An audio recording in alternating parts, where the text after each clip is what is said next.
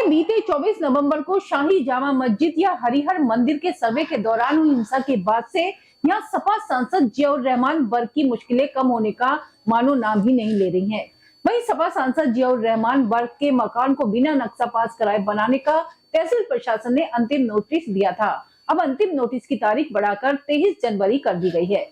इसके बाद अगर निर्धारित समय के अंतर्गत उनकी तरफ से नोटिस का संतोषजनक जवाब नहीं मिलता तब प्रशासन सपा सांसद जियाउर रहमान वर्ग के खिलाफ कार्रवाई कर सकता है।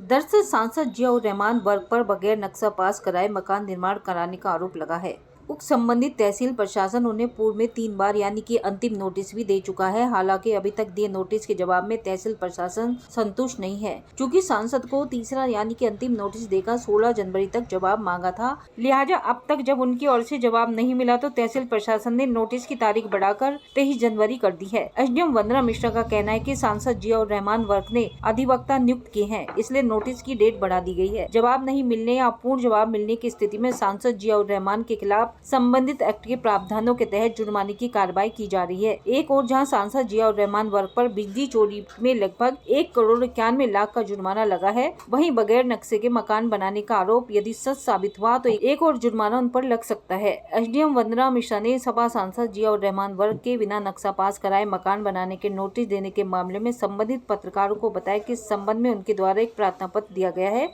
जिसमें उन्होंने नया अधिवक्ता नियुक्त करने की बात कही है और साक्ष्य प्रस्तुत करने के लिए समय की मांग की है। उन्होंने 23 जनवरी तक का और समय दिया है। यदि संतोषजनक जवाब नहीं दिया गया तय समय में वो जो एक्ट के तहत प्रावधान है उसके अनुसार कार्रवाई की जाएगी। नगर पालिका का जो रिकॉर्ड है उसमें उक्त मकान में वर्तमान सपा के सांसद हैं, उनका भी नाम है। 23 जनवरी तक अगर संतोषजनक जवाब नहीं आया तो आगे समय और देने के सवाल पर एसडीएम ने कहा कि इस पर 23 जनवरी को ही विचार किया जाएगा। आज हमने अपना वकालतनामा दाखिल किया है।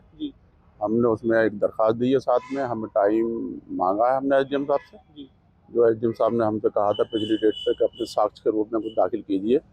हम अपने कागजात इकट्ठे कर रहे हैं, अभी कागज इकट्ठे हुए नहीं है। हमने टाइम मांगा है। आज जो डेट थी उसमें 23/1/2025 एसडीएम महोदय ने नियत कर दी है।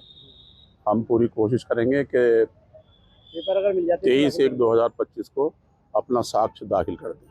अभी अंतिम नोटिस नहीं दिया था और साक्ष्य दाखिल करने के लिए कहा था। साक्ष्य के लिए कागजों की ज़रूरत होती है, जो अभी हमने नकलें अप्लाई कर रखी है, अभी नहीं मिल पाई हैं।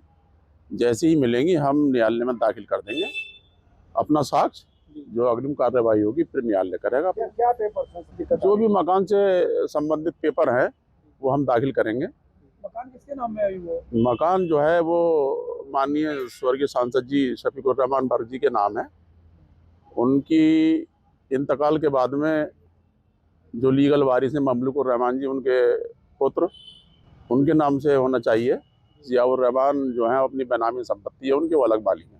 नहीं, वो तो आप लोगों को सबके सामने है। जो भी ये फाइल है, जो साक्ष्य आएगा हम दे देंगे उसमें। वो तो आपके सामने भी आएगा, न्यायालय के सामने भी। छुपाया तो कुछ आएगा नहीं, जो भी बात होगी सामने आएगी। वो उसमें उनके द्वारा एक और प्रार्थना पत्र दिया गया है, जिसमें नया अधिवक्ता नियुक्त किया गया है और उन्होंने साक्ष्य दाखिल करने के लिए समय मांगा है।